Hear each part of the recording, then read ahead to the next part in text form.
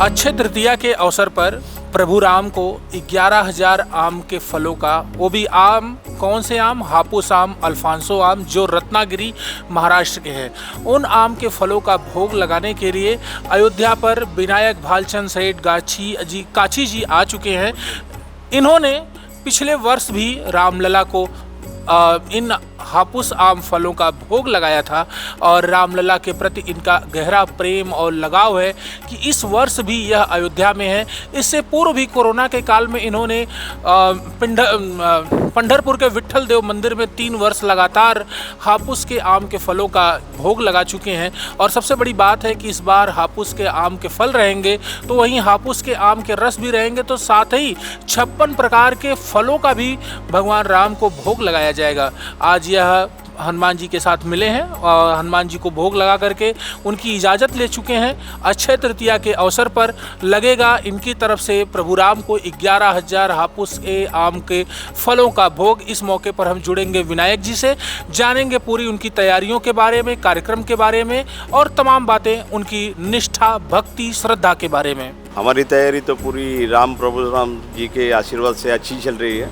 हमारी पूरी वानर सेना बोले तो हमारे सब सहकारी मित्र परिवार सब जुटे रहे। 1 महीने भर से हम तैयारी कर रहे हैं अयोध्या की धरती पर आने के लिए। और हमारा प्रभु रामचंद्र को इस साल नया भोग चढ़ने वाला है, वो 56 प्रकार के फ्रूट का। जैसे 56 प्रकार की मिठाई होती है वैसे 56 प्रकार का फ्रूट जो पूरा इम्पोर्टेड होता है, जो इम्पोर्ट आता है बोले तो उसमें पेड़ आ गया, ऑस्ट्रेलियन पेड़ आ गया, एप्पल आ गया ऑस्ट्रेलियन, सब ऐसे विविध देशों का फल यहाँ पे प्रभु श्री रामचंद्र के अर्पित होने वाला है इस साल अक्षय तृतीया के मुहूर्त पर। ये आप भगवान को फलों को लगाते हैं, उनको भोग लगाते हैं। इससे पहले आप विट्ठल देव को किए हैं, आज राम जी को कर रहे हैं। इसकी प्रेरणा आपको कहाँ से मिली कि भगवान को हम फलों का भोग लगाएं? इसका प्रेरणा स्रोत आपका कौन है, आपका मार्गदर्शक कौन है?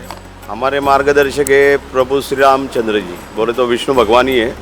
वैसे बोले तो हमारे गोंदावलेकर महाराज है, वहाँ से ही हमको प्रेरणा मिलती है, ऊर्जा मिलती है।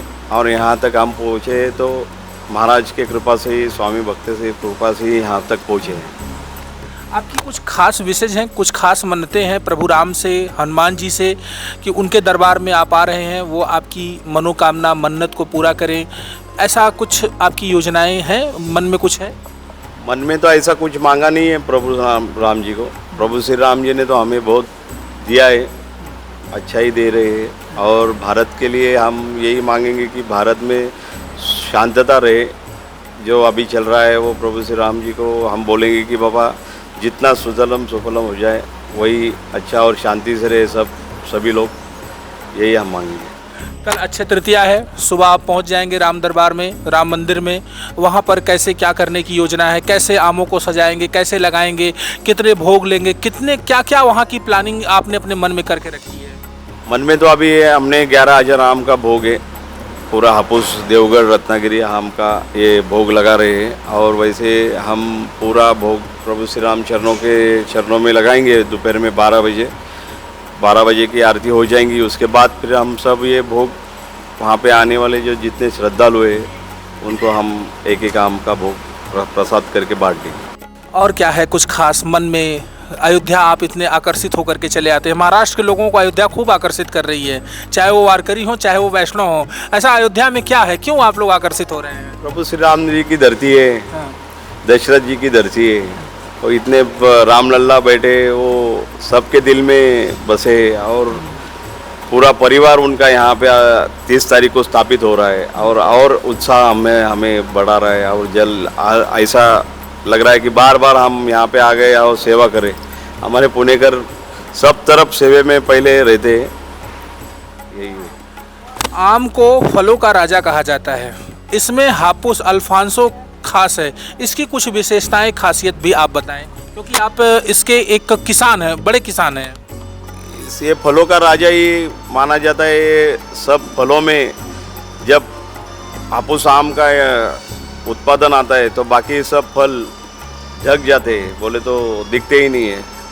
उसमें फलों का ये हापुस आम का बहुत बड़ा भोग चढ़ा रहे हैं, फलों का राजा करके इसको बोलते हैं। तो एक राजा को राजा का फल अर्पित करते हैं।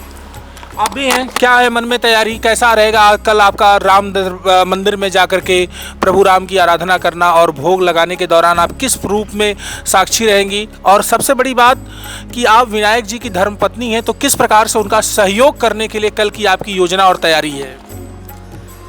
जय श्री राम। हमें मतलब प्रेरणा मिली है तो राम से ही मिली है। प्रभु श्री राम ही सब, मतलब हम नहीं कुछ कर रहे, वो ही हमारे से सब कुछ करा के ले रहे, हम सिर्फ आगे बढ़ रहे हैं।